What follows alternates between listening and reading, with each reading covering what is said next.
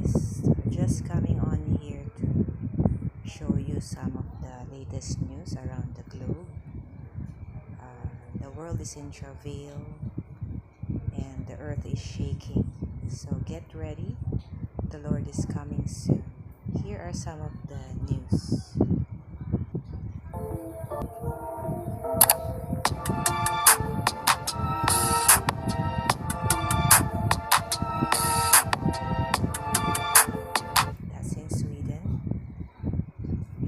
Welcome back to the Chris Salcedo Show on Newsmax TV. Here's what's trending at the bottom of the hour. Controversial left-wing Catholic Pope Francis has reversed policies of his predecessor, Pope Benedict, pertaining to the Latin Mass. 2007, Pope Benedict relaxed restrictions on celebrating the Latin Mass within the Catholic Church. Traditional Catholics celebrated the move. But today, Pope Francis reimposed draconian restrictions on the Latin Mass, further dividing the Church. Joining us, priest for life and Newsmax contributor, Father Frank Pavone. Father, always wonderful to see you. I go to a post-Vatican II church. My goddaughter and her family, they go to a traditional Latin Mass church. Everybody's unified, right? Unity. Everyone is happy. Now here comes Pope Francis, seemingly sowing division. What's your take on this? Well, this is, it reminds me of that old saying, in essentials, unity, in non-essentials, liberty, and in all things, charity. And this decision today by the Pope is being greeted by a lot of people with dismay, because they're saying, first of all, it doesn't seem to have the feel of charity. It's a pastoral issue, it seems to me. There are many people out there, and what's surprising here is that Pope Francis, God bless him, he's always thinking about people who are at the fringes of the church, people who are, maybe they feel alienated from the church, and he always wants to give them the sense that, no matter how different you are, you belong. Now, that goes for Catholics who are some who before Vatican II, and it seems to me that the pastoral actions he takes and that individual bishops are still free to take, because they can permit this form of the Mass in their diocese or not, needs to be motivated by that pastoral charity. For those who feel like, I'm not going away with all this tradition, that's a very important pastoral concern as well, and that may not be adequately getting addressed at this moment. Well, Father, I looked at the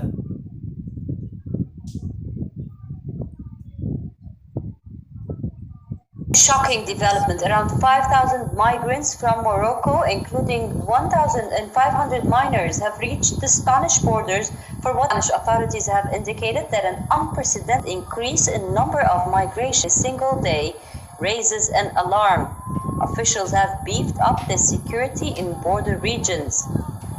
Spanish Foreign Minister Arantxa González has said that they continue to keep a cool head, adding that authorities had already started sending those who had just arrived back to Morocco.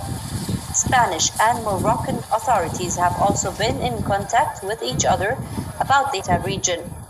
Spain does not grant asylum status. It only allows unaccompanied in the country under the government supervision.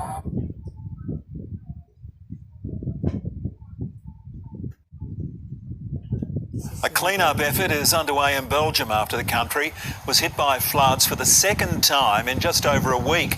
A 2-hour thunderstorm on the weekend inundated streets, washed cars and footpaths. The bad weather is expected to last for several days. A split-second decision to board a moving... This is in New Zealand. A little bit of a hit, but 3 major offshore earthquakes in a span of less than 8 hours.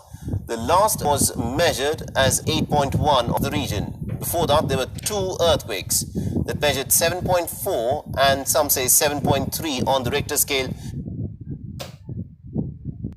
This is Australia.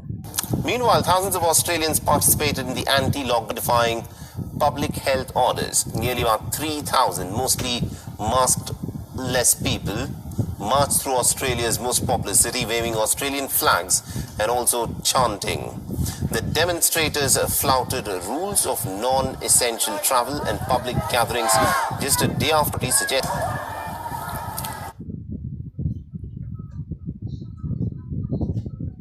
Joy natin, joy para sa mundo. Catastrophe, war zone, unprecedented. These are the words being used to describe the situation in Europe, not to describe any new conflict, but to describe the weather. Now, storms and the accompanying floods have overwhelmed Europe. The torrent dubbed as flood to Germany, Belgium, the Netherlands, Austria, Switzerland, and Luxembourg. Torrential rains, riverbank bursts, overloaded sewage systems, submerged houses, overturned vehicles, and soaked streets. The scale. Meanwhile, thousands of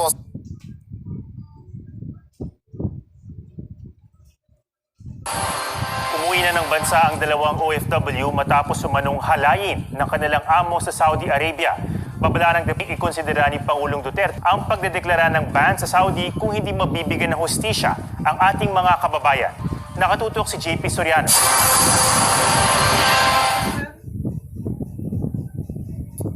June 17, nang ibalita ng 24 oras ang kaso ng Pinay household service worker na itinago namin sa pangalang Rose. Scorching summer heat and drought have worsened conditions for farmers and livestock herders in Iraq, a country already scarred by war and violence. With its farmlands drying up, livestock dying, Iraq is struggling with a host of environmental challenges. Here's a report. Barren lands, dried up rivers, the blistering summer heat. All these have added to the woes of the people in Iraq.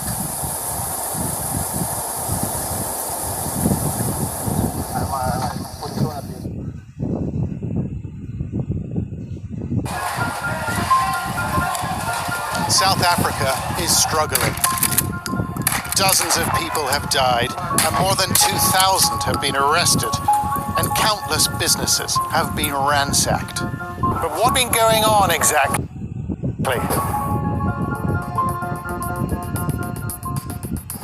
It all started with the scared of going to jail for my beliefs. He was arrested at the start of July after being sentenced to a 15-month jail term for refusing to take part into an inquiry into corruption during his 10-year presidency. He was forced from office by his own party after mounting evidence of rampant corruption in his administration, including claims his cabinet appointments and lucrative contracts were influenced by family and friends. His family and supporters called for a national shutdown, and groups on WhatsApp circulated voice notes urging people to take to the streets. But these protests transformed into something bigger, the unrest fueled by frustration on the edge.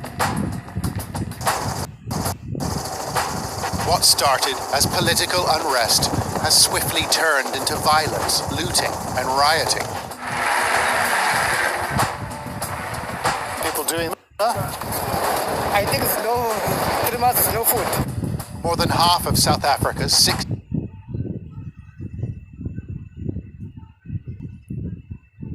This is in the U.S. Thousands of people in the western United States are spending the weekend in evacuation centers as wildfires continue to burn across the region. More than 80 large fires in 13 states have destroyed around 1.3 million acres in recent weeks. American correspondent Peter Bowes has this report. The Dixie, biggest blaze to the north of the state, is growing rapidly. Firefighters are battling day and night to try to bring it under control, but it's spreading with such ferocity that it's making its own way across the region, being contained. But officials say the extreme nature of the fire, along with low humidity, is hampering efforts to quell the flames.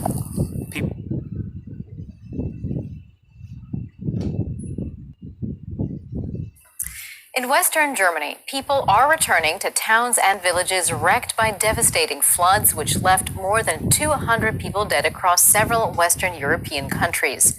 Well, now, weather forecasters have announced there's more rain to come, causing new worries for people still busy digging through the mud and trying to come to terms with their losses.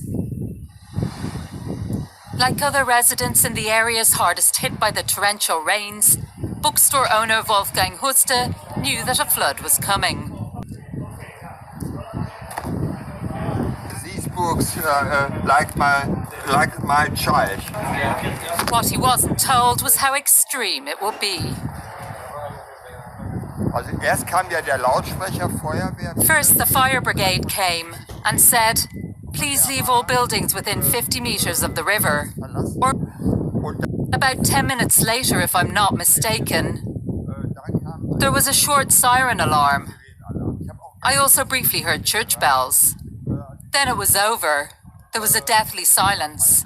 It was spooky, like in a horror film. With cleanup. This is in Taiwan. Shifting our focus now amid escalating tensions in the Taiwan Strait and yet another intrusion by Beijing, a Chinese warplane entered Taiwan. It's the fourth Chinese incursion in Taiwan this month. According to the Ministry of National Defense, a single People's Liberation Army Air Force plane flew into the southwest corner of Taiwan's air defense identification. Taiwan sent aircraft, broadcast radio warnings and had air defense missile system track this aircraft. Now, Taiwan has termed the incursion by Chinese warplanes into Taiwan airspace as unnecessary and thoughtless. And ADIZ is an area that extends beyond a country's airspace, where air traffic controllers ask incoming aircraft to identify themselves. Now, since mid-September last year, Beijing has regularly sent planes into Taiwan's defense zone. So far, Chinese planes have been tracked in Taiwan's identification zone on 2nd, 3rd, 4th and 7th of June. COVID-19 is taking a mounting toll on mental health in Malaysia and growing under the strain. Melissa Gould reports. 46-year-old Asun, not his real name, has been a hawker all his life in the northern state of Penang. He lost his store earlier this year with lockdown life because the misery was too painful to bear. Local Member of Parliament Stephen Sim described Asun's condition after visiting his home. When I first entered his house, Asun was surprised. Asun looked clearly, he was very sad. He told me he has given up and wanted to take his own life. In fact, he told me that he has informed his neighbor that he can use his motorbike when he's gone. But Asun's eyes lit up when the conversation turned to the best dishes he used to serve. And I can see the enthusiasm in his eyes as he began to discuss with me menu. But I say, yeah, why not? Let's go out, let's get a store, buy the ingredients, and let's do it. After his plight was highlighted in social media, business at Asun's store has shut up, with orders pouring in across Penang, and exhausted Asun felt so alive and happy.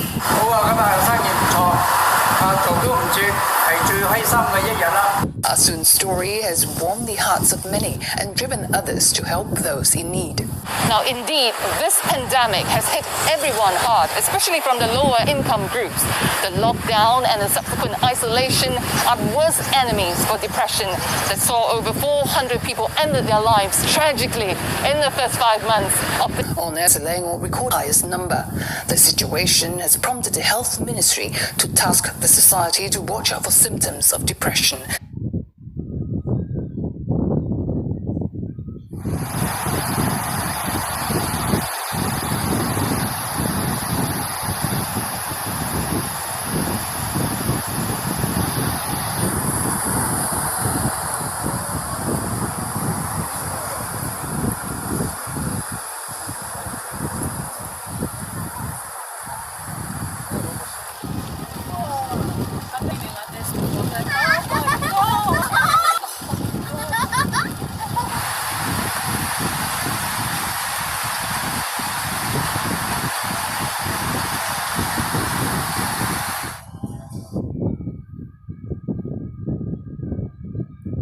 Elsewhere, thousands of protesters took to the streets of France on Saturday to demonstrate against a compulsory vaccination rule for healthcare workers.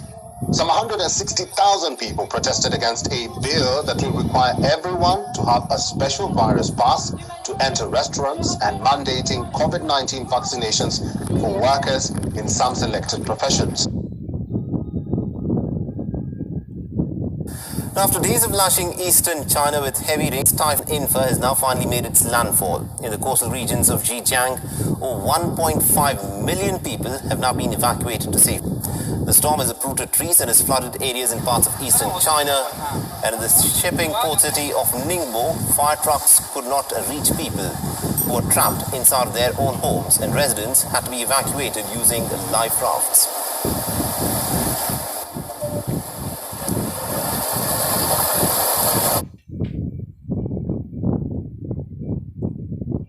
In the United States, a huge forest fire in Northern California has spread into Nevada, forcing communities to evacuate.